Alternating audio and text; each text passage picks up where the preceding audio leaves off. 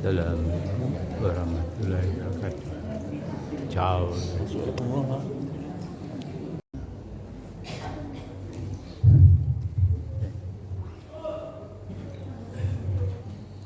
Assalamualaikum warahmatullahi wabarakatuh.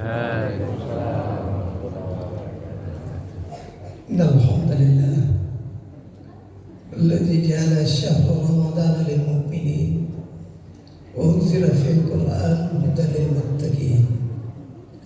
Asyhadu an la ilaha illallah wahdahu la syarika lah wa asyhadu anna Muhammadan abduhu wa rasuluh asyrafil anbiya'i wal mursalin.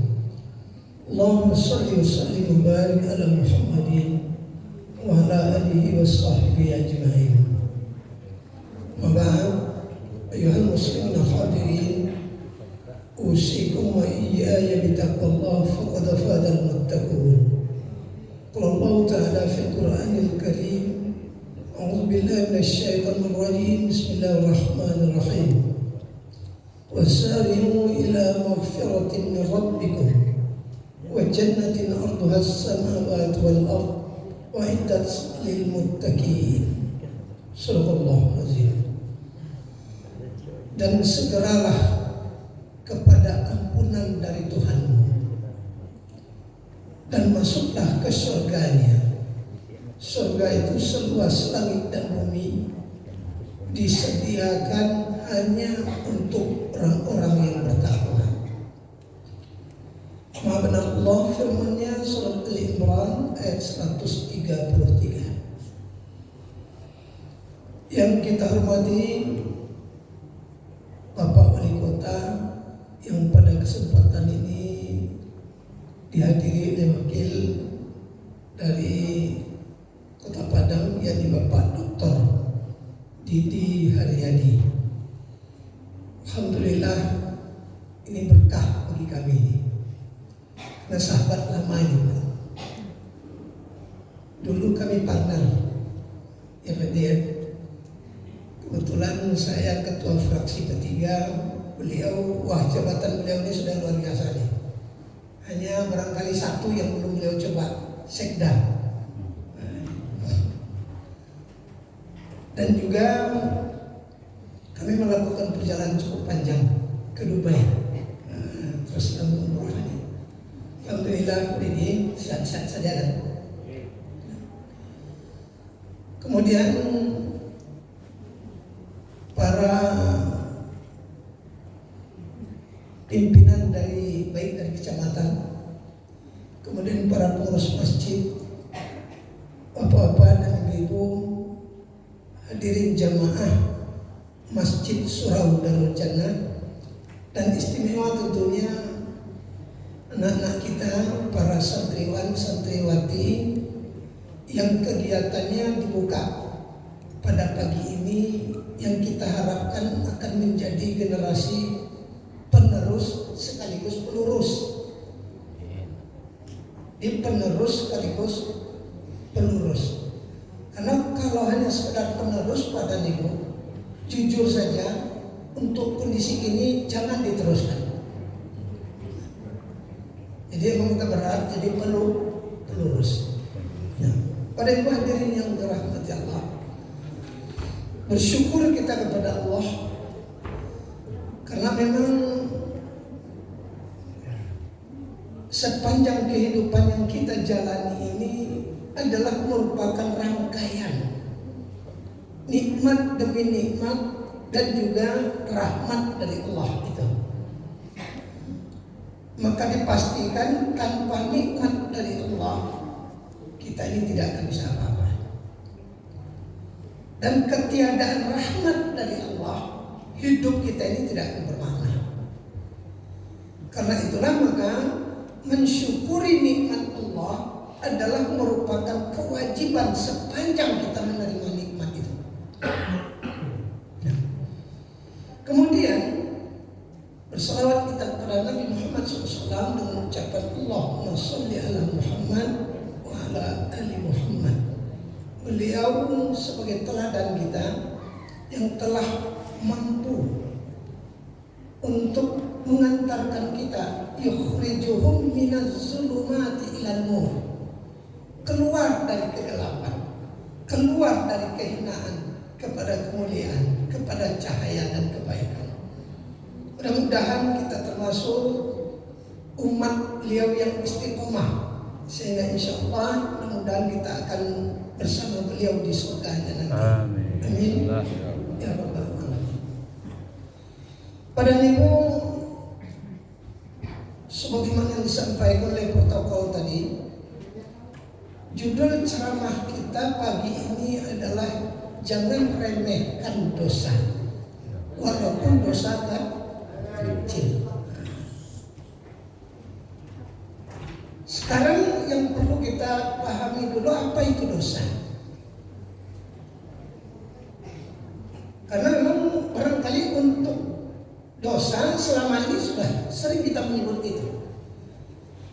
Dari segi syar'i, hukum Islamnya, dosa itu adalah pelanggaran hukum-hukum Allah yang dilakukan oleh mukallaf. Mukallaf. Apa itu mukallaf? Mukallaf itu adalah di dalam Islam kategorinya orang yang sudah balik berakal sehat. Dibalik berakal sehat. Karena itu kalau belum balik, belum terkena dosa. Dia sudah balik tapi akalnya tidak sehat, juga tidak kena dosa. Aja tuh. Alhamdulillah.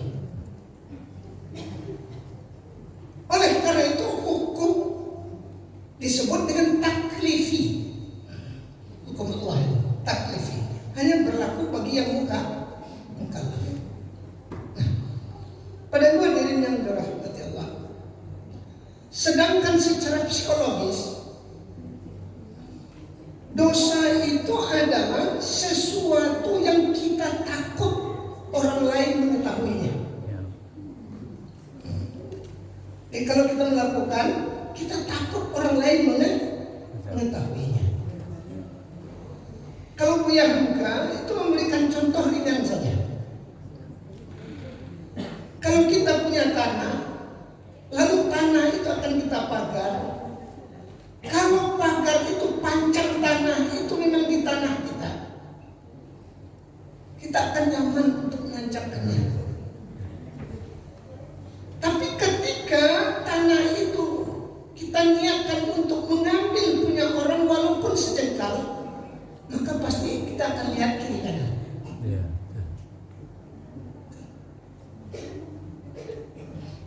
Pada ibu, kalau bagunjian di muka orang di bagunjian atau di belakangnya, bang itu,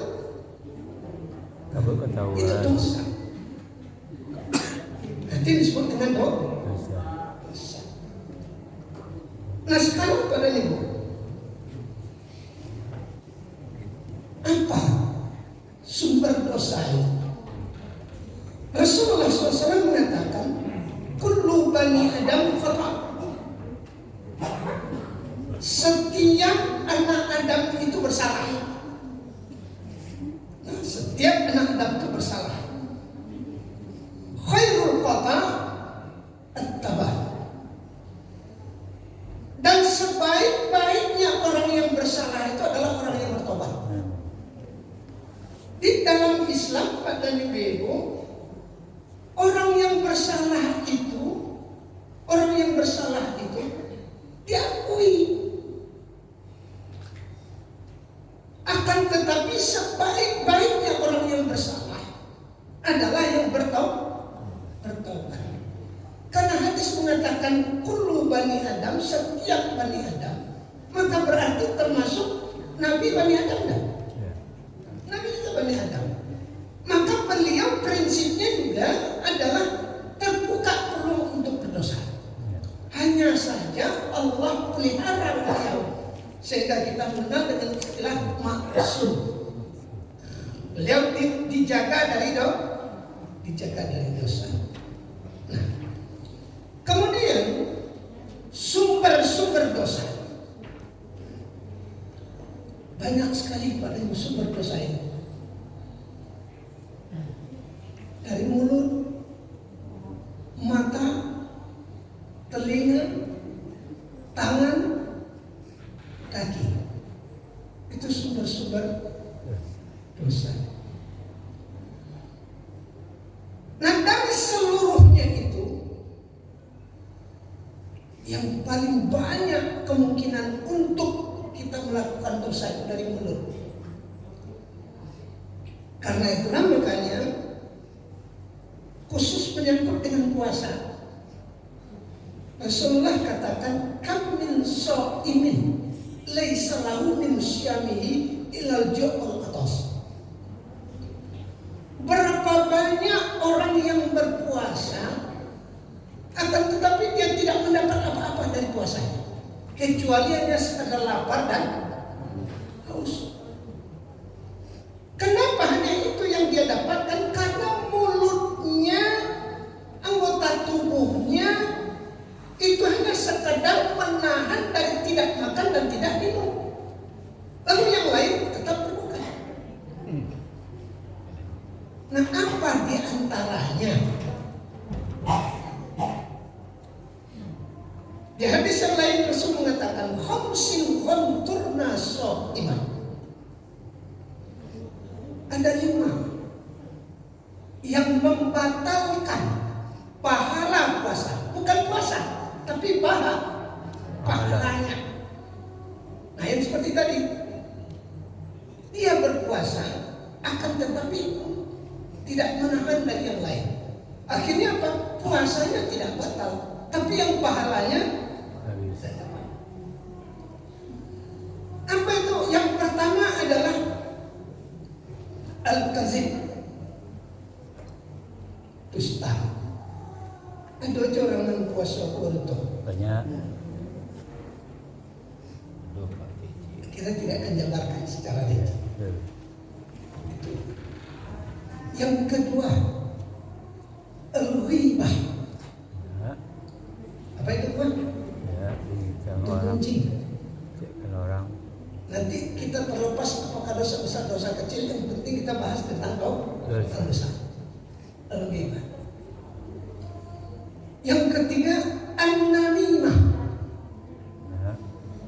An-namimah, mengadu domba. Bahasa sekarang provokator. Yang keempat, al-yaminul kazib, sumpah atau saksi palsu. Bersumpah atau bersaksi palsu. Yang kelima, anzur bisyahwat, memandang dengan hawa nafsu. Dari yang 5 itu Pak dan Ibu, 4 kerja mulut. Dusta, mulut. Gibah, bergunjing, mulut. Adu domba, mulut. Sumpah atau saksi palsu, mulut. Kemudian baru yang kelima, mata, memandang dengan hawa nafsu. Oleh karena itulah, dalam persoalan menjaga mulut ini, secara khusus Rasulullah SAW ingatkan, man lam yada' qaula zur wal amalu bihi falaysa lahu hajatan fi layyata ta'amahu wa syarabahu. Barang siapa yang tidak menahan mulutnya dari perkataan zur itu keji, zur itu mubazir, tidak ditahan mulut dari itu, wal amalu bihi, atau melakukannya, falaysa lahu hajatan, maka tidak butuh Allah, tidak butuh Allah fi layyada'a ta'amahu wa syarabahu, dengan menahan makan dan minumnya. Di Tidak perlu Allah dengan itu. Kemudian hadis yang diriwayatkan oleh Muslim juga, Bukhari Muslim malah dikaitkan dengan iman. Man kana yu'minu billahi wal yawmil akhir falyakun khairan aw liyasmut. Barang siapa yang beriman kepada Allah dan hari akhir, hendaklah dia berkata-kata yang baik. Aw liyasmut. Kalau tidak bisa, lebih baik hanap dia. Makanya pada orang yang berpuasa itu karena tidak makan, tidak minum, kemudian tidak banyak untuk berkata-kata kecuali yang baik, akhirnya apa? Mulut orang yang berpuasa itu memang sering tertutup. Nah, menurut hadis Rasulullah bahwa mulutnya orang yang berpuasa itu lebih harum dari kasturi. Nilainya. Jadi memang puasa memberikan nilai yang lebih tinggi dalam persoalan menjaga mulut. Nah sekarang kalau menyangkut dengan efek, karena tadi kan meremehkan, walaupun dosa kan kecil. Sebetulnya pada Nabi, dosa kecil itu adalah karena memang tidak ditegaskan di dalam Al-Quran. Jadi gimana? Karena sifatnya sangat banyak dan itu terjadi dalam kehidupan kita sehari-hari, akhirnya disebutlah dosa-dosa kecil. Namun bagaimanapun, kalau yang kecil itu berulang-berulang, maka berlaku pepatah. Sakete,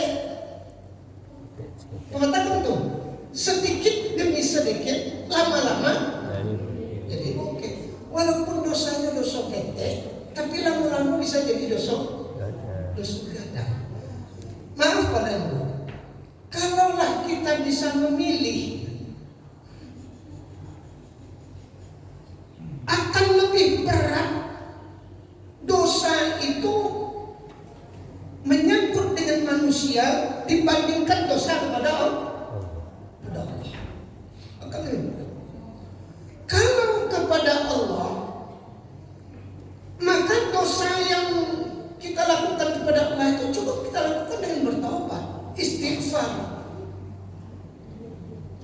Tapi kalau dengan manusia, maka Pak dan Ibu harus kita minta, harus kita selesaikan dengan manusia. Kalau itu menyangkut dengan kesalahan mulut dan segala macamnya, maka kan jangan padanya. Kalau menyangkut dengan haknya, kita harus kembali memberikan haknya. Nah karena itulah makanya dosa-dosa itu harus segera diselesaikan dalam kehidupan di dunia. Nah, kenapa demikian? Karena efeknya yang pertama dosa. Imam Al-Ghazali mengatakan dosa itu adalah merupakan noda hitam. Noda hitam.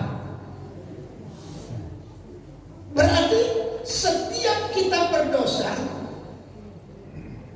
maka noda hitam itu akan menempel di hati. Karena tadi kan dosa itu adalah dari hati. Nah, setiap dosa kita lakukan maka dia akan menjadi bintik hitam di hati. Padamu bisa bayangkan, tadi sumber dosa yang paling banyak apa? Nah, itu baru dari. Nah kita bisa bayangkan, sampai sekarang sudah berapa banyak dosa yang kita lakukan? Tak terhitung. Atau barangkali untuk mudah menghitungnya. Dalam sehari Pak dan kilo-kilo barang dosa sampai 10 kali. Lebih. Aku awak tongcong minum be 3 kali sehari. Sebulan berapa?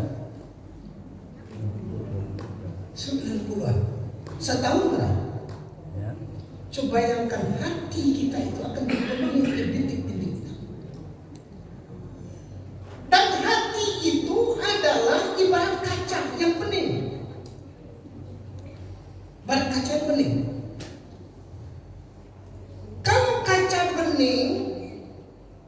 kita sorot dengan cahaya senter, tembus nggak?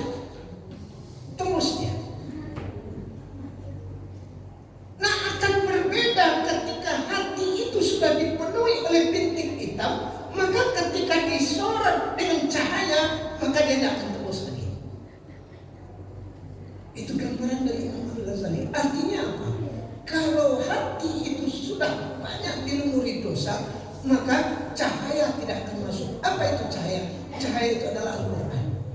Cahaya itu adalah kebenaran. Oleh karena itu pada ibu, orang kalau sudah banyak hatinya dipenuhi dengan dosa, maka hati itu akan sulit menerima kebenaran. Tidak masuk kebenaran. Kalau tidak masuk dan benar, pada ibu kebenaran itu datangnya dari Allah. Al-haqqu min rabbika. Kebenaran itu datangnya dari Allah. Lalu tidak ditarimu dan kebenaran itu. Kira-kira buat ibu apa yang bisa merubah ini? Nah, maka muncullah apa yang disebut dengan kesombongan. Ciri-ciri kesombongan itu apa? Ada dua. Pertama adalah batarul haq. Menolak kebenaran. Menolak kebenaran. Jadi kalau ada kecenderungan hati kita ataupun siapapun yang kita lihat cenderung dia tidak mau menerima kebenaran, berarti itu adalah sebentuk kesombongan. Sejarah di dalam Al-Quran memberikan contoh kepada kita, pelajaran kepada kita yang paling jelas. Firaun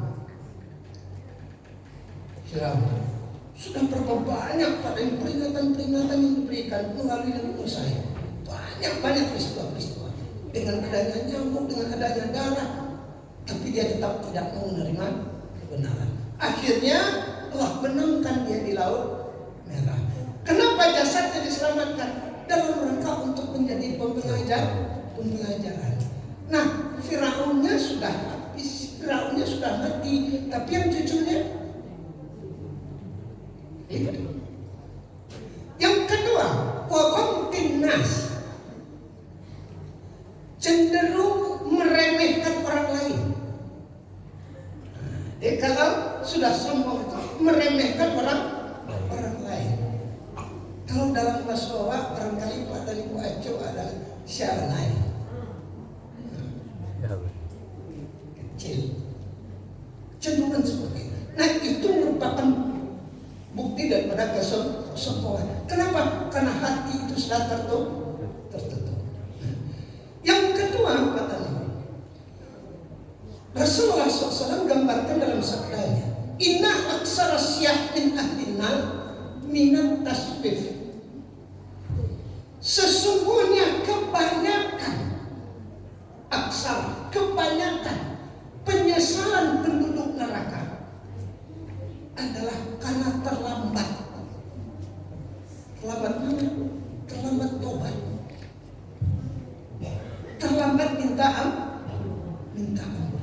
Jadi besok pada ibu di neraka itu kebanyakan penyesalannya itu adalah karena terlambat bertobat, terlambat minta ampun. Oleh karena itulah maka ayat yang kita baca tadi Al-Imran 133, apa kalimatnya di situ? Allah awali dengan sari'u, segera. Kenapa harus segera? Karena tadi kalau segera pasal lawak capek minta ampun, tidak ditunggu berubah-ubah dong. Nah, akhirnya hati itu tetap terjaga. Pada ibu, jangankan untuk kehidupan sehari-hari kita minta ampun. Sesudah sholat minta ampun dah. Anda nak baca sesudah sholat salamnya, padahal sholat itu artinya apa? Tidak tertutup kemungkinan di dalam sholat kita juga berdosa. Awak sholat, awak menghadap kepada Allah, tapi dalam hati awak menghadap kepada Allah, tapi dalam pikiran. Karena itu kita istighfar, astagfirullah. Itu sholat, apalagi kehidupan yang lain, kegiatan-kegiatan kita. Oleh karena itu segera entah, agar jangan sampai dosa itu menumpuk. Rasulullah SAW kan tadi sudah dijamin tidak berdosa. Beliau pun minta ampun kepada Allah. Dalam hadis paling sedikit 70 atau 100 kali. 70 atau 100 kali. Dalam sehari. Kita ini ada jaminan dosa diampuni. Nabi sudah dijamin surga. Kita ini sudah ada yang jamin surga? Tidak ada. Lalu istighfar kita mana yang lebih banyak dari Nabi? Harusnya lebih banyak kita. Yang kedua, kenapa harus segera? Karena menyangkut dengan kullu nafsin za'iqatul maut. Setiap yang hidup pasti mati. Oleh karena itu paling tobat, istighfar jangan ditunda-tunda. Karena kematian itu datang kapan saja. Fa idza jaa ajaluhum la yastakhiruna sa'atan wa la yastaqdim. Kalau ajal itu sudah datang, sedetik tidak bisa diundur dan sedetik pun tidak bisa dimajukan. Hitungannya pas. Nah, oleh karena itu makanya bertobat, beristighfar jangan ditunda-tunda, segerakan. Nah, Bapak Ibu, apalagi Ramadan ini peluang besar bagi kita untuk mendapatkan ampunan dosa. Ada 3 kegiatan bulan Ramadan. Man shoma Ramadan, wa man qama Ramadan, wa man qama Lailatul Qadar. Ujungnya sama. Imanan wa ihtisaban ghufira lahu ma taqaddama min dhanbi. Siapa yang berpuasa di bulan Ramadan, siapa yang mendirikan bulan Ramadan, siapa yang mendirikan Lailatul Qadar dengan penuh iman dan perhitungan, diampuni dosa-dosanya ya Pak. Nah, karena itu ini adalah peluang yang sangat besar bagi kita untuk mendapatkan ampunan sekaligus mensucikan hati kita. Sehingga insya Allah pada Ibu, kalau itu kita lakukan dengan maksimal, kita peroleh ampunan di bulan Ramadan. Kalau ampunanlah dapat, berarti dosa wabi. Kalau dosa wabi itu artinya kembali suci. Makanya disebut Idul Fitri. Jadi nan Idul Fitri konon berhak dirayakan tu orang yang kembali nan tak satu misi Ramadan dirayakan. Ada yang rayon gitu. Belum perlu kita selesaikan. Banyak taufik wal hidayah. Assalamualaikum warahmatullahi wabarakatuh. Waalaikumsalam warahmatullahi wabarakatuh.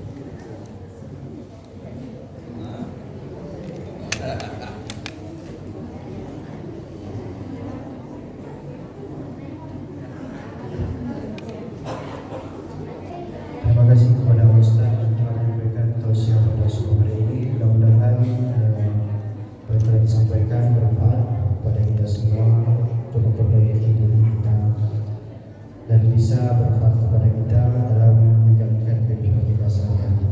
Kemudian kepada Ibu untuk sedekah yang terkumpul pada sore hari ini untuk keranjang masjid sebanyak Rp94.000. Kemudian anak yatim sebanyak Rp81.000, kemudian wafat sebanyak Rp115.000. Kemudian semua untuk kegiatan Ramadan dari Bapak Zulfahmi sebanyak Rp500.000. Rumah seluruhnya sebanyak Rp390.000. Alhamdulillah rabbil alamin. Mudah-mudahan apa yang telah kita infakkan disampaikan manfaat nantinya menjadi amal ibadah kita kepada Allah Subhanahu wa taala. Kemudian sekaligus kami sampaikan kepada santriwan dan santriwati selamat melaksanakan kegiatan wisata Ramadan, semoga berjalan dengan lancar. Amin ya rabbal alamin. Demikian kami tutup membaca doa Rabbana atina fid dunya hasanah wa fil akhirati hasanah wa qina adzabannar. Ya rabbil alamin. Assalamualaikum warahmatullahi wabarakatuh.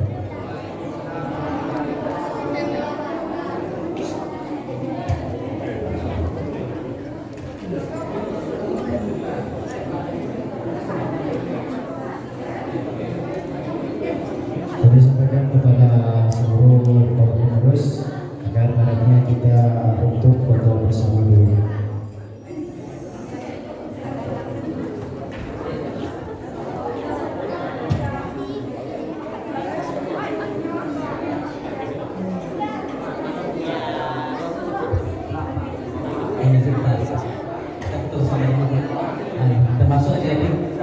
mengucapkan selamat Ramadan. Kita foto bersama. Mungkin Edi bisa di depan nanti, Bapak di belakang ya. Silakan.